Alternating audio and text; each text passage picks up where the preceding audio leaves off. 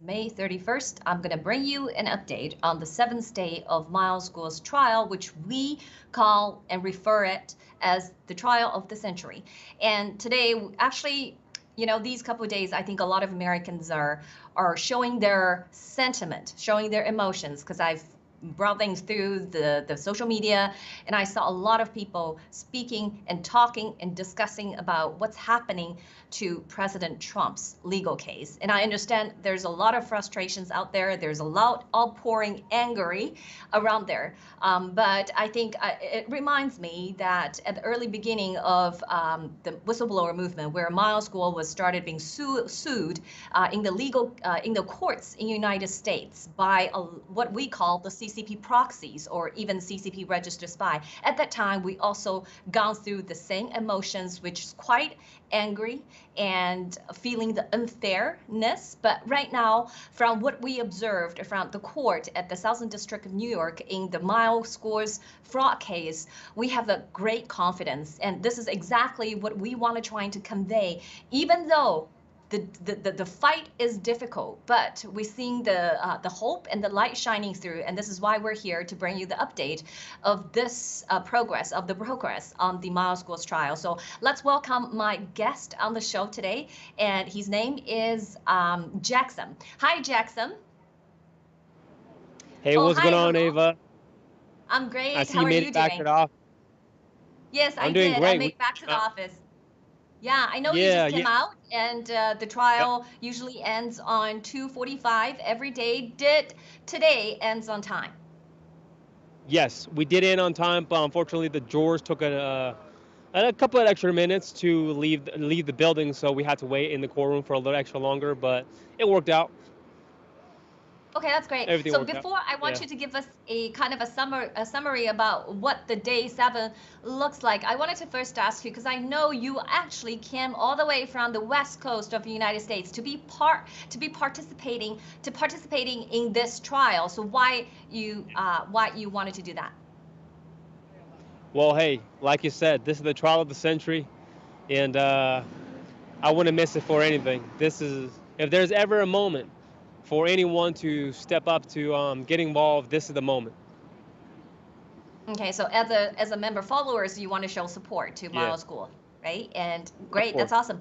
Okay, yeah, we have a limited time, so tell us what happened, because we know yesterday we finished, the judge adjourned the day with the 6 witnesses, and it wasn't finished yesterday. So tell us a little bit more about this witness, what came across, what kind of information came across from the witness 6 from the government side. I mean, how about this? I made some notes for some highlights of the day. The first highlight of the day, of course, is Mr. Miles Guo. He walked in with a steel light blue suit and sharp as ever, eye contact and everything else. But I understand we're on a time crunch, so talking about the 6 guests, the 6 witness. So we opened the day with some clarification following up from the day prior regarding the witness. Very procedural, very orderly from the judge and everybody else. You know, let me take a look. Yeah, we dug into again the Hayman Capital, the funds, the let me take a look. I mean, one of actually, let me take a look. Speak on whether While you're looking we took for a your notes, I just wanted to let the yeah. audiences know. So the the 6 witness that the government called is a witness coming from an organization called Hayman Capital Management. and Mm-hmm. they are here. I think one of the witness is the managing director of the investors relations from this capital management, and she's here to testify some of the transactions and investment coming from Soraka Media Company, which is a parent company of the GTV Media. So go ahead, Jackson. Yes. Thank you, Ava. Thank you, Ava. I mean, we kicked things off by clarifying actually a lot of communications between Heyman Capital and William J. regarding the investments that were made. Um, so that's where we started off with, just with a bunch of communications back and forth with emails, the text messages, and things of that nature, just for some clarification. Mhm. Yep. Okay, so I understand that the sixth witness. So if for people that missed the daily update, I can tell you, for the last seven trial, I mean, exclude the first 2 days, which is jury selection. From the Yeah. from the official first day, which is the third day of the trial, that the government has called FBI witnesses from the FBI, and also a managing director from Lamborghini in United States. It's a car dealership who's selling the luxury cars. So that's a day. That's a first trial day 3, actually, the 2 witnesses, and then the subsequent 2 witnesses are actually former. They claimed that they are the former fellow fighters of this whistleblower movement. So they testified against some of the things they know against Miles Guo and this movement, and also the fifth and the sixth witnesses. The 6 witnesses is going to testify particularly on the indictment of the 12th, because altogether there's a 12 charges on Miles Guo's indictment, right, Jackson? So do you know what's the last indictment item? What's the last charge on Miles Guo's fraud case? Do you recall? If I recall, it is the investment regarding the Heyman Capital's investment. So basically, close. So the 12 charges to the Miles Guo and RICO charges and this group is the $100 million money that moved away from the GTV's account. So that's the charge against Miles Guo. So this is why today's the 6 witnesses is actually really heavy weighted in terms of the government's way of presenting their evidence to support this charge in the indictment. Is there anything you wanted to let people know in terms of the 6 witnesses, what she offered? What are the information that came through, the directed questions and cross questions from our side of the councils that you think the audience should know? Yes, I mean, the 6th witness, actually we had 2 witnesses today. So the 6th witness is actually the lady, Mrs. Steele from Heyman Capital, and the 7th witness is a FBI forensic accountant that went over the transactions between the different banks. So Jackson, we're jumping. FBI forensic accountant is the 7th witness. So you wanted to move on to the 7th witness right now? Okay, take away. Okay, yeah, I mean, well, with the 7th witness, yeah, we went over all of the different transfers, the bank transfers, in regards to the different bank accounts from Soraka, for example, between Chase, the internal transfers within Chase, bank to bank, and so we kicked things off.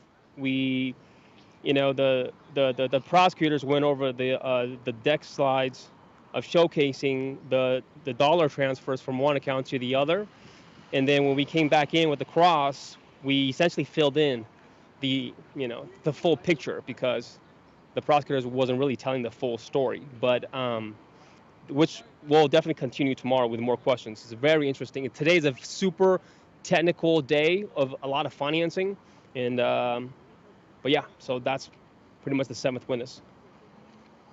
You mentioned today is a tactical day. So what part of the tactical aspects you find it particularly challenging as a spectator listening to those line of the questions?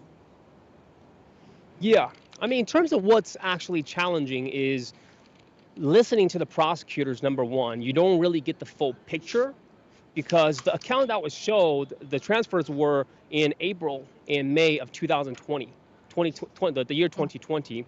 but it does not show all the activities. For example, the activities prior to April 2020 or after, May or June of 2020, to tell the full picture of what's really going on with some of these accounts, and what were some of the main reasons as to why some of these transfers were made. Okay, so do you recall that, because I'm going back to the sixth witness, because I think there's a lot of Okay. great information through either the Yes. government director question or the cross, that a lot of information about this movement actually came out. So started in the morning at very sharp on Yeah. time, 9:30. Yeah. Ryan Finkel, which is the lead prosecutor from the government, South District, New York, started his questioning of witness 6, which, as you said, Miss Steele. So, and he basically mentioned and asked about a fund, right? So it is the fund. It's called Hong Kong Opportunity Fund, Class B, Yes. that they alleged that Saraka had invested on. Okay, so when they're going through this fund presentation deck, because there is a presentation deck, right? According to the witness, that she personally emailed to William Jie, which is the other co-conspirators in this fraud case, was charged against by the government along with Miles Guo. So do you remember from the deck, what are some information that actually left you a great impression, especially about what the CCP has done to Hong Kong people and what they've done in Hong Kong and how they're cracking down on the democracy in Hong Kong? Is there anything you retain regard that kind of that answer that Mr. Yes. In Steele terms of gave? Go ahead. yes, thank you so much, Ava. In terms of that, if you take a look at the account, the original investment, the fund, was put together by Heyman Capital, okay, and they had. I want to be very careful with my language here, but they created the deck essentially pitching to their investors as to why this is actually a great opportunity for them to invest in. And it has said that when the CCP, when they crack down on their own people, the economy, this is actually when the Hong Kong dollar will take a hit, right? So essentially the fund is to short the Hong Kong dollar, and I would definitely have to dig in through my notes a little bit more, but that's something that definitely stood out, is that they were very confident that this fund was going to be was going to pay off, because why else would they? Call a picture of Xi Jinping and Yes. okay, so could you describe to the audience what you've seen on the PPT that they showed us and throughout this the questioning of the witnesses 6? Yeah, so Xi Jinping, the picture of the Xi Jinping on the slide deck was essentially him blowing away the leaves of the Hong Kong. How do you say?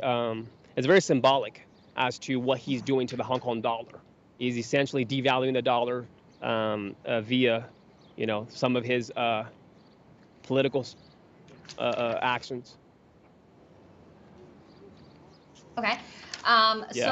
So maybe let me get to that. So through the 6 witnesses' testimony, our cross, our defense lawyer asked some of the package, and the package is a marketing material that this witness had put together, and she had personally emailed out to all the interested party of potential parties that wanted to invest in this Hong Kong Opportunity Fund. Just as Jackson said, the purpose is to short Hong Kong dollar. So they're betting that the Hong Kong dollar, because Hong Kong dollar is pegged to United States. So they actually have a range, the band, which the Hong Kong Monetary Authority is controlling.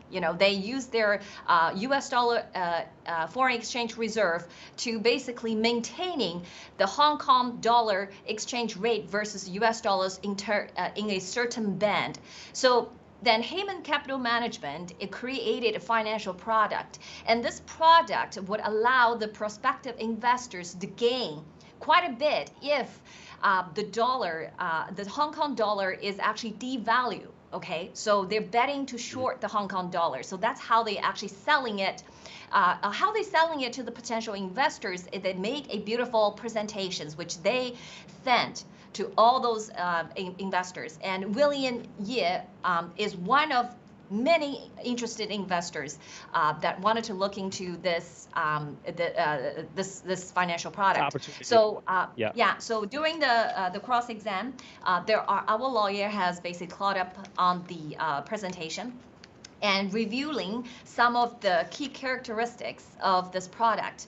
And through that line of questioning, one information came out is the CCP, because I actually recorded a slide that the CCP has basically cracking down on Hong Kong. Okay, and they showed a chart about how the Hong Kong dollar, the history of Hong Kong dollar devaluation from 1979 all the way to 1983. And one of the questions that the cross did you remember now? Do you want to share with our audience? Because I saw you nodding. Okay, go ahead.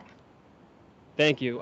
Yeah, between the years of 1979 to 1983, the Hong Kong dollar actually devalued up to 47%. And that was during the time of when the CCP cracked down on Hong Kong, when they had the economic, how do you say, the political turmoil that they were going through between those years. So that was one of the examples that Heyman Capital was pitching as a part of their deck to their investors to say, hey, look, when the political landscape was a little shaky between the years of 1979 to 1983, guess what happened to the Hong Kong dollar? And this is their speculation as to saying, hey, you know what, this is also something that we are predicting or assuming that is happening again today or back in during the year 2020 to as an example to show people that this is how do you say a great opportunity for people to invest in. I guess that's hence the name. It's called Hong Kong Opportunity Fund. But one of the specific question that was asked is what happened in 1983? Okay, so our defense lawyer asked the witness, she said, do you know why the devaluation of the Hong Kong dollar happened? Because there were charts, right? The charts is very, very telling. You see the devaluation is quite sharp, U curve, right? Not a U, but it's a slope, quite a steep slope. So the lady Miss Steele, spent a few seconds to recollect her thoughts, and she said maybe this is to do with the public announcement of the Hong Kong the joint declaration. She didn't use exactly the words. She just say it was used under Hong Kong used to under the governance of the UK government, but somehow in early 1980, that's what she said. In early 1980, they announced that the Hong Kong is going to return to the Chinese Communist Party in 1997. Okay, so that public announcement is basically the trigger to what you just described, a political turmoil. So the specs, the confidence, the projected confidence in terms of the Chinese Communist Party being a good governor of the region is not there. That is why the market reacted to that kind of a political, I would say, updates at that time. Okay, so that was a particular one-page slide deck included in the marketing material that Ms. Steele created back then. Okay, in 2020, when Heyman was trying to marketing those information to prospective investors. So is there? So throughout the sixth witness, there's another piece of critical information came up because the whole purpose for the government to bring Ms. Steele as a witness is they wanted to basically say Miles Guo did the investment, correct? Correct. Yeah. Okay. So do you recall? Is there any piece of important information that was actually brought up this morning during these questioning of the witness number 6? Correct. So yes, they tried to essentially connect Mr. Miles Guo to the investment, but in reality, because under the SEC, you have to adhere to the AML, the anti-money laundering, the rules that were set in place. And if any investor were to invest in this opportunity fund, they will have to undergo an AML, the anti-money laundering, like a background and a procedure. So with that being said, Mr. Miles Guo was never asked to do so because guess what?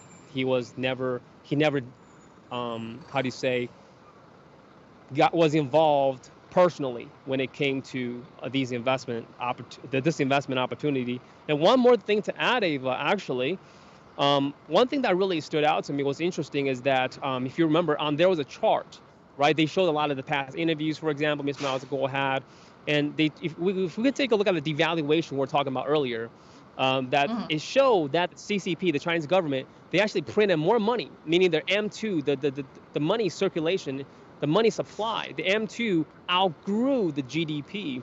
So it really goes to show you how much money that they have printed over all these decades and over all these years. That's not from today. That's from yesterday, the charts you're talking about, right? Yeah, previous day. Yeah, we went over today a little bit. The same witness, yes. Yeah. Yeah. Oh, okay, yeah.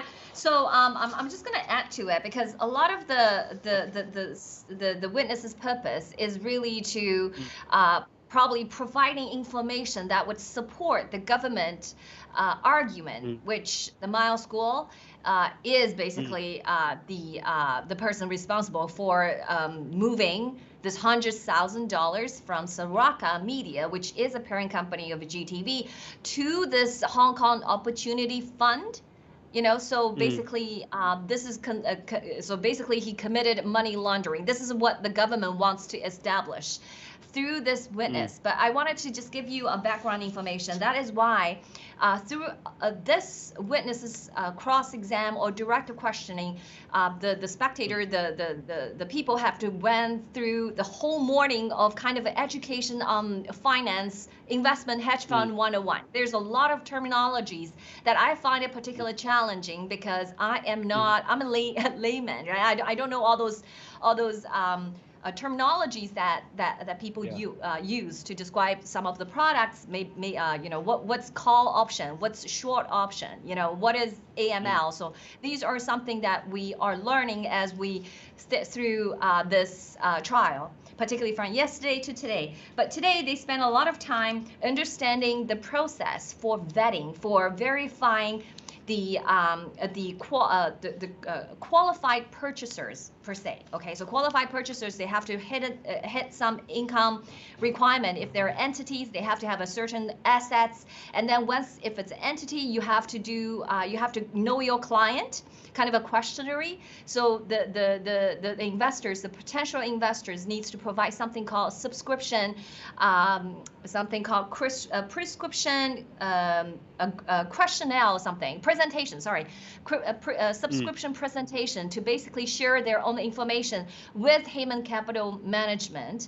And then after the one of the procedures that in the know your clients is anti-money laundering. So they need to know if it's entity, if it's not an individual, but it's entity as an investor, they need to know this entity's ultimate beneficiary owner, which is short for UBO. So in this particular case, they went through all the procedures and they asked the witnesses who is basically the ultimate beneficiary owner of Soraka Media, and that information came out quite clear. It actually is Miles Guo's son, and his name is Miles Sun. Okay, so in today's questioning, we saw Miles's picture, photo picture on the passport and information as an evidence provided.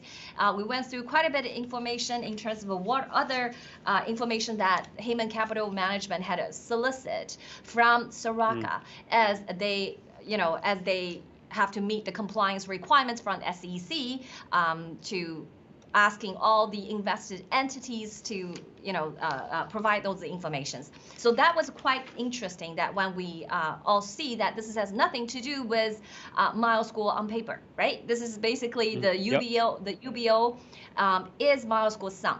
But there is a question that is really interesting. I think it's shed a lot of weight and it gives the defense, helps the defendant to establish his credibility. Is the question when the government, both government and defense, actually asked the witness the question. They asked at the time, okay, when you handling the investment, the time around the timeline is in May, okay, May to June-ish, May to June is 2020. So at the time, who do you think is this really? Who do you think that is really making the decision?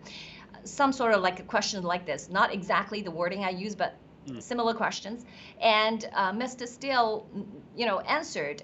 I remember when the government asked the question, she answered is it might be Miles Guo's family offices that made the request to invest. And it was William Year that I personally emailed and communicated, but William Year is acting on behalf of the Guo's family office. So for those of you who do not know what's family office basically it's a fund, right? It's a trust fund. It's basically because we know that Miles Guo has a trust, right? Although he personally declared bankruptcy, but he's his family funds, which his family have hundreds peoples, right? It's a large family that they provide to him in terms of his daily necessities and he's to continue his lifestyle. But anyway, in this line of questions, Mr. Steele said it is Miles Guo's family office. So when it came to our cross-examination, Mr. Steele said at the time she believed it was Miles Guo that wanted to invest. Okay, so then our cross-questioning, our counsel then asked a further question. So counsel said, well, Mrs. Steele, seems like you have a very rigorous AML, anti-money laundering procedure, right? Because you go through the checklist, you went through the subscription agreement and presentation with the potential investors, and then you collecting all those personal information, including the passport, date of birth, social insurance number, everything, right? To make sure you comply. Yep. So if you believed that it was Miles Guo, why did you not ask for Miles Guo providing all those information? If you think that somehow Miles Guo has something related to this, right? If the UBO is not Miles Guo's son, like why did you not ask for Miles Guo all those things, right? And also one of the question, I think exactly the question is when everything was collected, when they provided some of the information you requested for, particularly the primary funds, because the primary, it says the primary of wealth. Yeah, one of the question items is where the wealth, the source of wealth. Sorry, The source of wealth. Yes, and then the answer is selling shares of subsidiaries, right? So according to Steele, she felt all the answer that she collected through the questionnaire to satisfy the AML compliance is sufficient. Okay, she confirmed, yes, it is sufficient from what they've supplied to me. And then Heyman Capital Management actually hired a third party who does all those check and verify and records for them. And this company is called SEI, right? So when cross counsel asked, does SEI has any information? Does they flag anything once they received all those information from Saraka Media? Nope. Nothing. They flagged everything is satisfactory. So this is why the defense say, so there is a gap, right? So the defense pointed out, well, you've gone through all of this. There's really no any red flags. You've checked it, everything is okay, and then you made a decision to basically accept this 100 million to invest, right? So on behalf of the Saraka Media and on behalf of the UBO, right, which is Miles Guo's son, Milesome. And she also, the 6 witnesses also testify, it is very usual, it's very usual for family offices to have other family members to become to be the UBO or the authority signature, or hire somebody else to be the signing signature. Particularly in this case is Yvette Wang, right? Yvette Wang is name came up again as the signing signature, and William Ye as well, right? So this is witness 6. So witness 7, is there anything, because I think you briefly mentioned the witness 7 is FBI forensic accountant. Yeah. So is there anything else through her testimony that left you a great impression of the day? Of witness number 7? Yeah, how did it end? Because I didn't listen to the ending. I had to leave earlier because I have to come back to the office. So is there anything at the witness end? 7. Yeah, witness 7 was great. We went over a lot of the transactions of the money inflow and outflows to the various different accounts. And we pretty much just, let me take a look at the very ending. So with that being said, the ending, here we go. The ending was really, the defense wanted to admit a document showing the evidence between the outflow of some of the funds, and guess what? The prosecutor objected, but in the end, it worked out. The judge allowed and agreed to allow the evidence to be submitted. So that's where we pretty much ended, which we'll go over tomorrow as to all the funds and the numbers, because there's so much to this story. It's just so interesting with all this story. It's absolutely amazing. It really is. And I want to add something really quick. Ava is when it comes to witness number 6, actually, Miss Steele from Haven Capital, she actually testified in court. She said that Mr. Miles Gould never personally made an investment into Haven Capital. Okay, and we have the actual transcripts that's going to be ready at nfscofficial.com when the time comes. So that's something very interesting. And then if you take a look at Haven Capital in December of 2019, okay, they showed to us in court that they had roughly around $432 million of asset under management, and in 5 months' time, May 2020, they had less than $400 million. So they actually had a loss. And Mr. Miles Gould, or not Mr. Miles Gould, excuse me, when the investment went in, from Soraka, the $100 million, that $100 million is a huge chunk. Okay, it's a huge chunk of the capital. So anyways, the timeline was very tight. If you can remember, Ava, right? The timeline was very tight. So anyways, but yeah, tomorrow's gonna be very interesting. We're gonna dig in deeper with witness number 7 into some of the flows of the transfers and the dollar amounts. I just think it's gonna be, again, another very technical day on the upcoming Monday. But the witness 7 is not finished, right? So she will be called back tomorrow, correct? Okay. Correct. Great. Awesome. So thank you so much, Jackson, for your reporting right from the courthouse. So I have another beautiful guest already came into the live broadcasting. So thank you so much, Jackson. I will talk to you later. Thank you. You take care. Okay. Sounds good. Thank you, Bye. Eva. Thank you. So let's welcome beautiful Feather. She just arrived from all the way from the courthouse. So say hello to everyone. Hi everyone, this is Feather.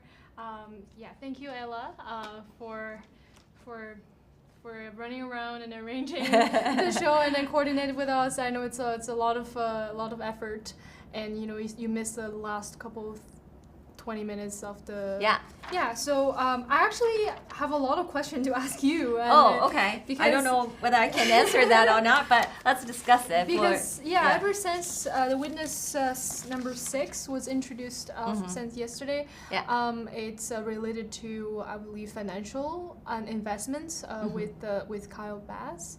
Yes.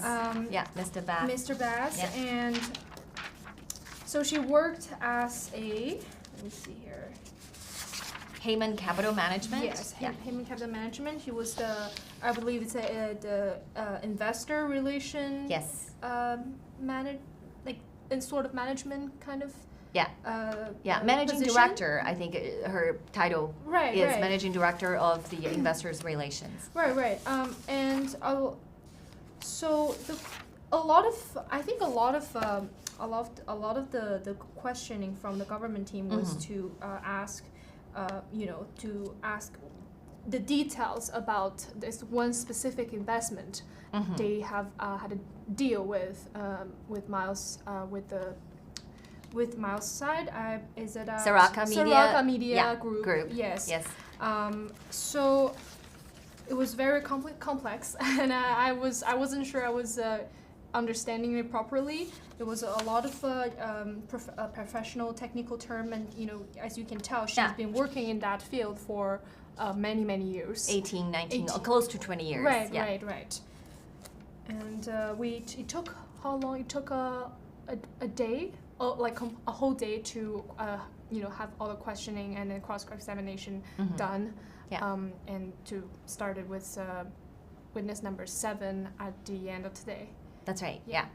So I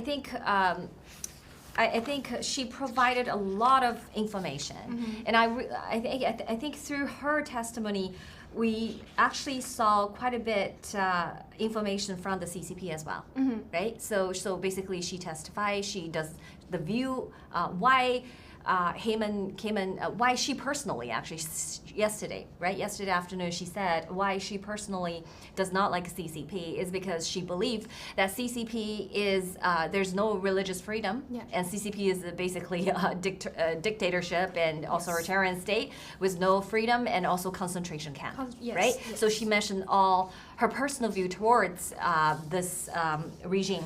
And also today, she actually adds on quite a bit. Because today we had an opportunity to went through some of the PPT slide deck. Because as I was talking to Jackson, we talked about the pictures. Do you remember one of the picture in the slide deck actually shows a dragon? Yes. Can you describe to our audience what actually? I'm talking about the slide deck that Mr. Steele put together to market this particular funds for the prospective investors. Right. So one of the picture we viewed is a dragon with what? Yes, a dragon that's had the dragon's mouth opening. A dragon is like gold with some red color, but mainly gold color. But then he has his mouth open, and there's a person in between the mouth and the teeth, inside the mouth, and holding an umbrella. Says yellow umbrella says democracy, and the person, I believe it's Hong Kong. Yes, Exactly. it's Hong Kong, and the dragon is clenching the person's umbrella, and the person trying to hold himself up with the umbrella just to under the umbrella of democracy. What's written. That's correct. Yes. So basically, it's a multi-paged PPT, and there's some visual presentation. One picture I reviewed was Jackson. It was a Xi Jinping, right? Yes. And blowing to the flower, which is a symbol of the Hong Kong autonomous region. And then the second picture is the dragon. So basically, the whole presentation they probably market with a very strong message because some of the PPT actually speaks to that, right? Do you remember one of the PPT, the title? Our cross defense actually asked Steele to read the title of one of the PPT, and the PPT said something about Beijing. Do you remember that? Is it Beijing license office draws line to send Exactly. Hong Kong? Yeah, could you tell us a little bit more what that particular slides actually said? Do you recall? Not quite actually. Okay. I would remember if we start to talk about it. Okay. Talking to it. Yeah, because remember the defense lawyer asked Steele whether you remember what that what that talks about, right? That was actually talks about Hong Kong pro-democracy movement. In 2020, do you remember 2020? That's right. Anti-extradition bill amendment protest. That's correct. Yes. And that time, Beijing sent out a warning to the Hong Kong and say, if the Hong Kong, they call them riots, right? They call those protests, which understandable because they are the dictatorship, but they want to remain in control as a one-party state and tight a grip on Hong Kong. So they basically say, hey, these are the riots, okay? If you do not stop, we're going to retaliate, and you're going to see the political and economic basically price Hong Kong would pay. So this is basically a threat to Hong Kong, right? Not only a political but economic situation, right? And as part of the message, Mr. Steele also put all the things together, and one of the things is the charts about the Hong Kong dollar devaluation, right? And also they give the investors another example of Argentina. Do you recall the Argentina DPAC? Right, the pegs are meant to be broken. Argentina. That's right. Yeah, I don't think the witness remember what that slide was meant for. That's right. Right. She couldn't recall, but we went through some of the slides. She put it together 2 years ago, right? Not 2 years, 4 years ago, 2020, right? So, but through this PPT, a line of question, we actually, put together a timeline in terms of the CCP's cracking down on Hong Kong, right? Because we know what happened in 2019, and we also know what happened in 2020, right? The national security law was passed. And then, so this whole package, selling this Hong Kong Opportunity Fund, which is short on Hong Kong dollar, is basically saying that the CCP is going to, the CCP's action might have some effects on how the Hong Kong dollar would go. Yeah. Right? So this is why they put all those information in the marketing package. Is there anything through the Witness 6 that you think that really jumped out for you as you're listening to the questioning today? that jumped out for me. Yeah, the witness 6. Well, I remember it was not allowed to ask her any technical questions regarding finances because she was not an expert in that field. Yeah. Right. She can give some knowledge to her understanding. So Yeah. mostly it's to her understanding what she believes this is how it's So what supposed happened? to be. Yeah, who contacted her? Yes. Who is interested in investing Yes. in this Hong Kong fund? Who emailed you? Okay, what your response? What did you ask for? Right? Some of those line of question back and forth. Right. Is there anything jumped out for you? Yes, around the cross-examination at the end of the re-cross-examination that's done by our lawyer Sid was asking if she ever heard Kyle Bass or Mr. Bass criticize the SEC, and if there's anything negative that she heard from him about SEC. Okay, so here we're gonna fit in the blanks for Yes. our audience because you mentioned SEC, you mentioned Kyle Bass, who is the founder and the chief investment officer of Heyman Capital Management, right? So now I want to give audience a timeline because this is complicated. I just wanted to see, okay, we have enough time. So the Hong Kong Opportunity Fund, this financial product, okay, which is short on Hong Kong dollars, started actually in 2017. But somehow, throughout the way, they regrouped the products. In 2020, they roll out something in May, in 2020, something called Hong Kong Opportunity Fund, Yes. a Class A share and Class B, right? Prodigious Fund. It's Class B fund. So then in May 26th, so during the cross and during the government questioning, they showed us a text message that was communicated from Mr. Bass to Mr. Steele, the 6th witness, right? And I believe the text message was copy-paste from Correct. William G's. That's right. So, and that date is important. It's May 26, 2020. So Kyle Bass sent a text message to witness 6, telling her and forwarding her a screen copy of a text message between William Jie and Kyle Bass. Okay, and William Jie said because of a short, tight timeline, these are the organizations that would actually investing in HHK fund. Okay, Hong Kong fund, and they listed 2 organizations. One is Saraka, the other one is Hamilton Investment Management Fund. Right. So then Kyle Bass forwarded the screenshots to Mr. Steele. Correct? So that's a May 26th. That's the date that officially on records that William Jie, okay, the person who managing Miles Guo's family office, this is finance guy, William Jie, is managing Miles Guo's family office, expressing interest in actually purchasing, investing in this Hong Kong Opportunity Fund. That's May 26th, okay? And then the funds is closing at when? June 1st? Yes. Okay. Of 2020. Yeah. Right. So that is why when William Ye referring to the timeline, he said it was a very tight timeline. It's because from May 20, I think it was May 26, if I remember correctly. Yes, it was the text message. Yeah. Yes. So May 26 to June 1st, there's only like a few days, right? So, and it sounds like there is also weekends in between those dates. So it's really tight. So, and so June 1st, the fund's closing. Okay, and then but they did move the deadline for Saraka because Saraka did not have enough time. Yes. So Mr. Steele did mention on June 8th or 9th they closed, right? I believe that June or 9th that they closed, and we will use the final version that we have to look at the transcript. I could be wrong, remembering that wrongly. However, there's something happened. SEC can knock on the door, okay, and they phoned Heyman Capital Management on what day? July 13th, 2020. Okay, so July 13th, they came in to call Kyle Bass, and basically, if you recall the questioning from our side of lawyer, the defense lawyer to Steele, asking her, was Kyle Bass upset about that phone call? Do you remember that? Of criticizing, yes. It was Yeah. upset about SEC's inquiries. That's right. And not happy, definitely not happy about Yeah. SEC's investigation, and as well as the source of the fund.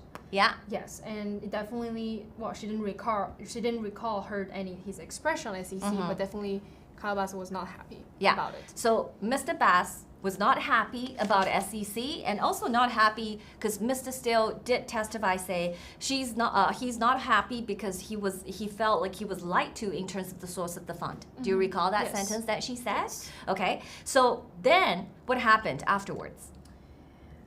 Because the government side asked the Steele, what did you guys do?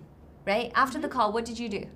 How did Heyman Capital Management handle that? Well, the thing is, she doesn't know if they ever made a phone call, ever had any contact with SEC afterwards. She doesn't know anything happened after that. Yeah, because she didn't handle that, didn't handle right? it, yeah. But what the government showed us, and later on the cross defense side also showed up, is a letter from the lawyer for the Heyman Capital Management, and this lawyer's name is Kit Edelman.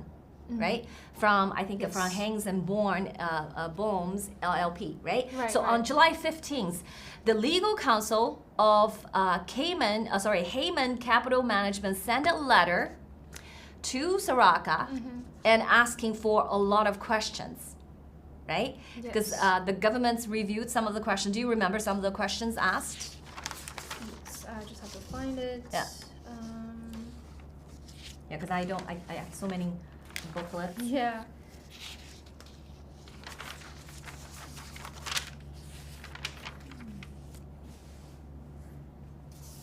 I think the question, although I can't find the specific question I recorded because there's too many notes here, but I remember this is something to do with, in terms of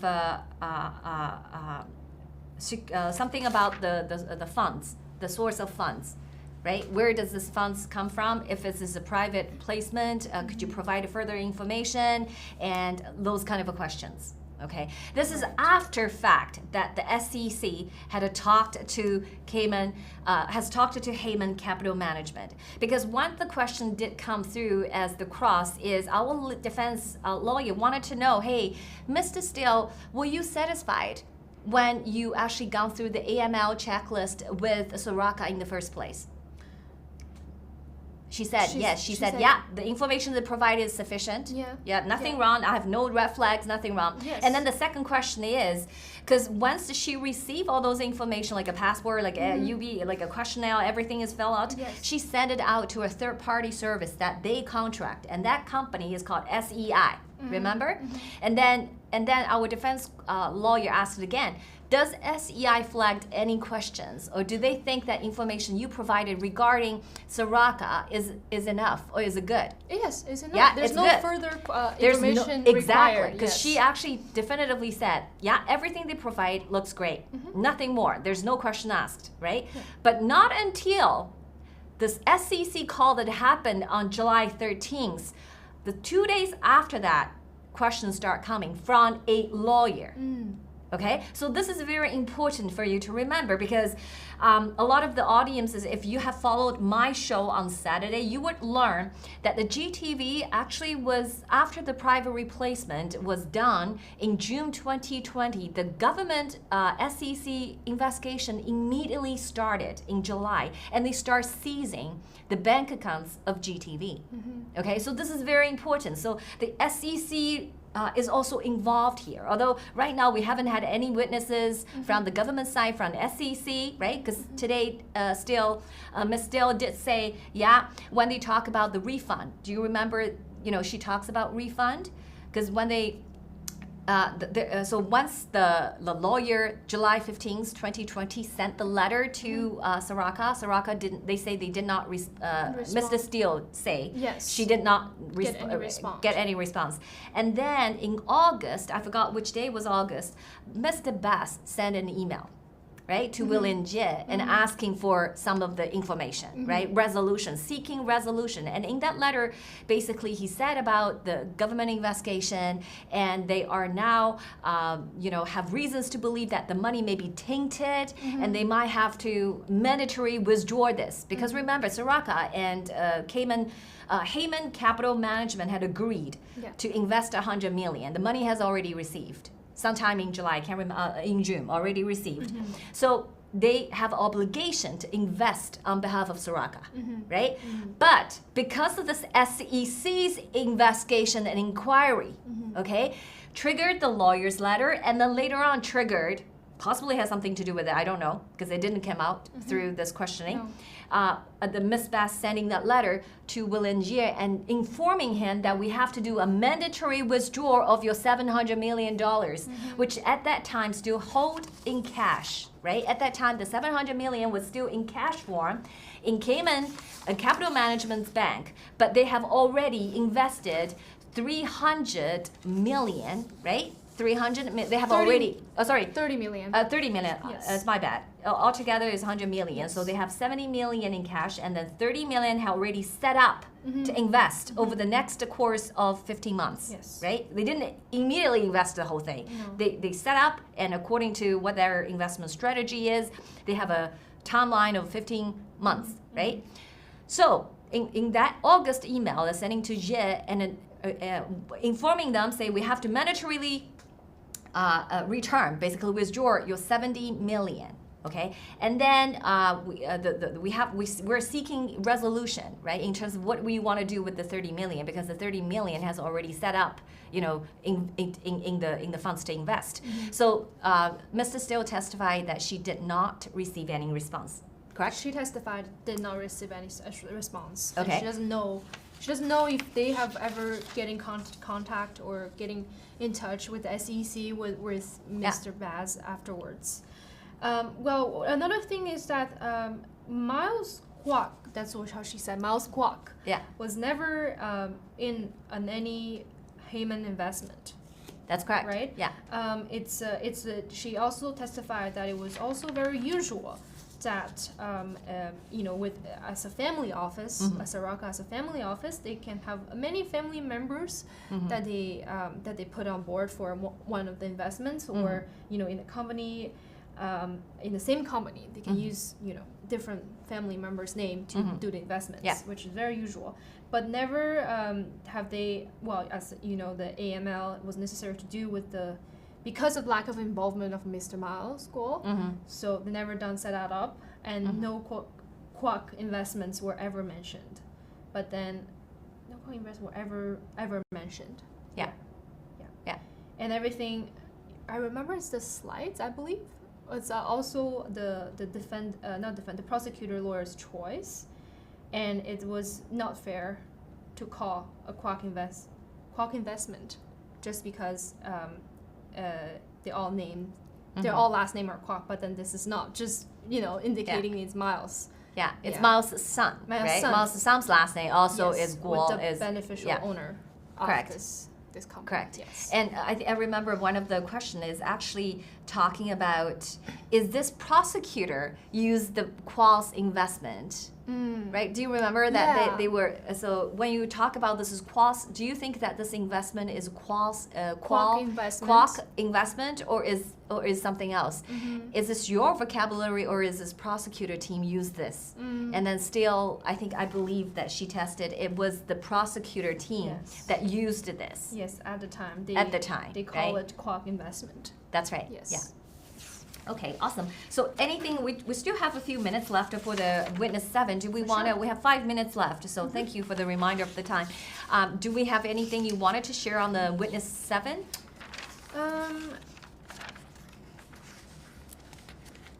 Because witness 7 is a government witness, right? Yes, it's FBI it's forensic accountant. It's a forensic accountant, yes. Yeah, she testified about some money transfer between accounts. Some deposits, additions to the account, and testified about you know, transactions and the dates, and to which account it made, and under what reference. And one of the things jumps out at me, because I didn't finish, but before I left, I heard that the government, sorry, not the government, the cross-examination, the defense counsel was asking her, did you analyze any bank account information prior to April? Remember that? Prior to April? Prior to April or after June?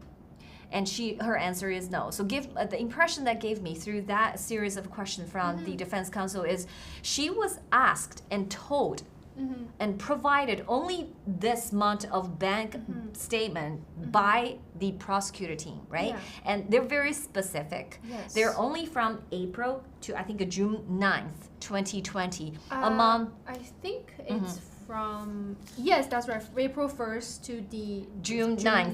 Yeah, yes, and she yes. particularly says June 9th. She only have April 1st to June 9th, 2020, and this many bank accounts. And she was told to provide some experts' experience to some spreadsheets or a slide deck that already been done. Yeah. So somebody else created the whole thing, Yeah. and then just brought to her and say, "Hey, could you take a look?" And she basically the 5 version. There's this Yes. whole presentation gone through 5 versions. And it's she only actually version 5, so there might be other versions. Exactly, she got to see the version Version 5, 5 of it, and then yes. she provided some input and did some little edit, right? She did some edits, for she the, added bank accounts or something, so very little touch from her. yes, and basically. the knowledge, so the first meeting was 2 to 3 weeks ago with the government, so Yeah. that's the knowledge she has throughout this 2-3 Yeah. weeks on GTV or on the bank accounts as well as on Miles. And a very important question is this particular witness and her prior employment is very interesting. Do you want to share with our audience? Prior employment? So prior to begin working for FBI, where was she? I actually did not Okay, take so that. this is really important because I think this is a kind of a potential. I'm not implying anything, but prior to start working for FBI, she worked for New York Attorney's Office. Right. Okay, so possibly some of the prosecutor actually have a relationship with her. Yeah. Right? I don't know when, because we didn't know when she was there, but she was actually in attorney office in New York. Like which office? I don't know, whether it's the Southern District of New York or Eastern District of New York, I don't know, but she definitely is trusted, right? That's probably why prosecutor team has basically approached her 3 and 2 weeks ago and say, hey, could you do a little bit touch on this 5th version of this PPT that we're about to use in this testimony? Yeah, for sure. Right? And she also said she worked at RDL Forensic. Okay, so these are the 2 places she worked prior to joining FBI. Okay, so I think we just started this questioning of the witness 7, right? Yeah, she was testified to identify some accounts, with the signature cards and all that, to testify, the money transaction in what date, to which account, and then after that, this amount of money go into the other account. Well, there's like 3 different accounts, but all belong to Soroka or Soroka Media Group. Yeah. But this PPT was provided by the prosecutors. And on this side, very interesting today, our defense team actually brought their own exhibit. They had a piece of draft drawing of the 3 accounts with very little details, and then but then it was the sticker says defense exhibit. Okay. And it was explaining the GTV private placement. Okay. Yeah. Okay, so they're trying to provide their own version of the story. So yes. We're out of time today, although we have still lots to talk about, but we will continue tomorrow and the day 8 of this trial of the century. So thank you for tuning in, and I will see you tomorrow. So thank you very much, Feather. Actually, tomorrow it's the weekend. So tomorrow's weekend? Okay, sorry. Have a good weekend, and we'll talk. We'll keep. So tomorrow I will be. Yeah, we will still be. So Feather will be on my show tomorrow at 12 noon, 2 hours. Whistleblowers with Ava Chen. So I see you here on LFA TV. Thank you very much. See you tomorrow. Have a great weekend. Bye-bye.